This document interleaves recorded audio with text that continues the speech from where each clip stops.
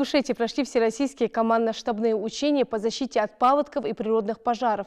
В рамках мероприятия удалось отработать все механизмы работы в чрезвычайных ситуациях. Адам Гулоев побывал в Сунже и дадим ему слово.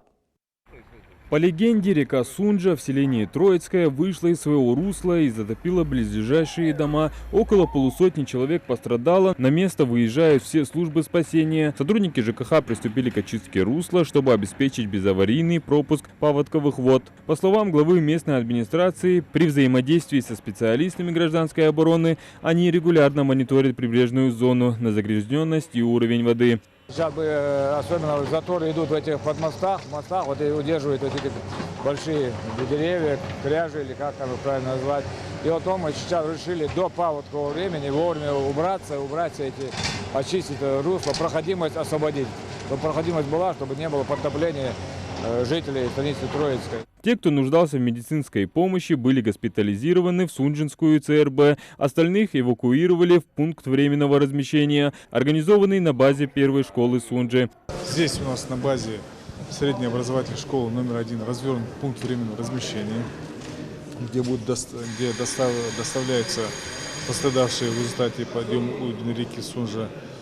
Им здесь будет оказываться вся необходимая помощь. Оказав необходимую медицинскую помощь пострадавшим, была организована и материальная поддержка. Так, согласно плану, в МФЦ люди могли получить от государства выплаты за причиненный природной стихийный ущерб. Проводимых командно-штабных учений один из вопросов было это, значит, оказание финансовой помощи населению, пострадавшему в ЧС, через единый портал государственных муниципальных услуг. Данная услуга была в прошлом году уже постановлением правительства Российской Федерации и Республики Ингушетия утверждена, что те граждане, которые оказались в сложной ситуации, попали в ЧС, могут уже подать через мессенджеры заявление, указать там уже через, сидя у себя дома или у родственников, которые потеряли имущество, которые нуждаются единовременно в материальных выплатах, у которых есть родственники, погибшие, либо получившие увечья. Они могут через мессенджеры подать заявление. Те, кто не умеет пользоваться, в отделении МФЦ по замыслу учения у нас в Троицком проходит все это. Мы открыли рабочее место, сюда могут прийти, подать заявление. Данные заявления в онлайн-режиме рассматриваются. Весной угроза паводков увеличивается. Для оперативного противодействия чрезвычайным ситуациям в Ингушетии был сформирован штаб из различных министерств и ведомств для разработки планов и проведения учения в прибрежных зонах реки Сунжи. Здесь у нас вся практически территориальная подсистема РСЧС. Здесь не только региональные составляющие, но и федеральные. То есть это МЧС, МВД, Росгвардия, скорая помощь, Россети, ну и другие. Проведение подобных учений позволяет командному штабу оценить возможность инженерной и специальной техники, беспилотников, работы спасательных отрядов, мобильных медицинских сотрудников и правоохранительных органов. Считаю, что первый этап выполнен, но впереди еще и второй этап – это защита объектов экономики и социальной инфраструктуры от перехода ландшафтно-природных пожаров. Это у нас было спланировано в Джайрасском районе, так что мы не расслабляемся. Мы должны, значит, приложить все усилия, чтобы показать как минимум результат не хуже, чем сегодняшний.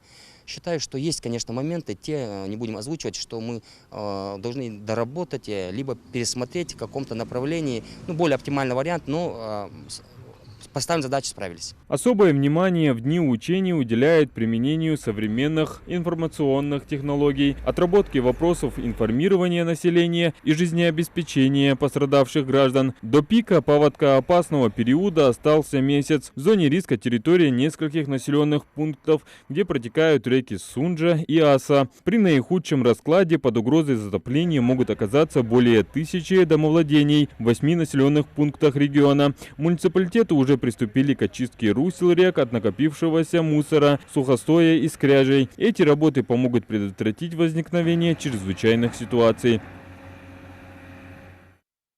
У нас в студии начальник отдела предупреждения ЧС и надзорной деятельности МЧС Республики Ингушетия Хамхоев Хусейн Хасанович. Я вас приветствую в нашей студии. Мы знали, что в Ингушетии прошли командно-штабные учения и были отработаны определенные механизмы. Расскажите, пожалуйста, об этом.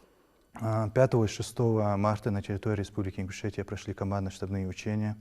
На данные учения привлекались органы управления силы, территориальные подсистемы, функциональных подсистем, единой государственной системы предупреждения и ликвидации чрезвычайной ситуации. На данных учениях отрабатывались мероприятия по безаварийному пропуску паводковых вод, также по защите населения от природных пожаров. Также в ходе первого этапа был развернут пункт временного размещения населения, пострадавшего в результате чрезвычайных ситуаций. Проведена комплексная проверка системы оповещения населения об угрозе возникновения чрезвычайной ситуации. Также смотр готовности сил и средств РСЧС. Также в ходе первого этапа учения была отработка мероприятий по оказанию финансовой помощи населению.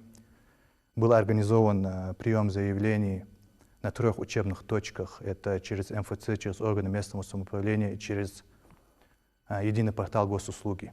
После подачи заявлений на данные через МФЦ и единый портал госуслуг, заявление попадает в МЧС Республики Ингушетия, и с сотрудником МЧС проверяется информация, указанная в заявлении, и принимается решение о оказании услуги или в отказе оказания данной услуги. Скажите, эти учения как-то показали готовность МЧС? Да, в ходе данных учений установлено, что полностью данная система настроена и готова, и в случае возникновения чрезвычайной ситуации население Республики Ингушетия может подать заявление через портал госуслуги, также через МФЦ и органы местного самоуправления по месту жительства. Данные учения показали, что все министерства, ведомства, органы местного самоуправления, участвующие в данном учении, входящие в состав сил и средств РСЧС, взаимодействие налажено и полностью готовы в случае возникновения ЧС, а также предупреждению чрезвычайных ситуаций. Первая декада апреля, мы знаем, что это паводкоопасный период. Расскажите, как готовиться в Ингушетии? В целях подготовки к паводкоопасному сезону МЧС Республики Ингушетия создана межведомственная комиссия по обследованию русел, рек, подмостовых пространств, а также гидротехнических сооружений на предмет наличия мусора, кряжей, поваленных деревьев. По результату данного обследования составлен акт. Данный акт направлен в правительство, также органы местного самоуправления для проведения данных очистных работ. Спасибо вам большое. На наши вопросы сегодня ответил начальник отдела предупреждения ЧС и надзорной деятельности МЧС Республики Ингушетия Хамхоев Хусен. А мы продолжаем наш выпуск.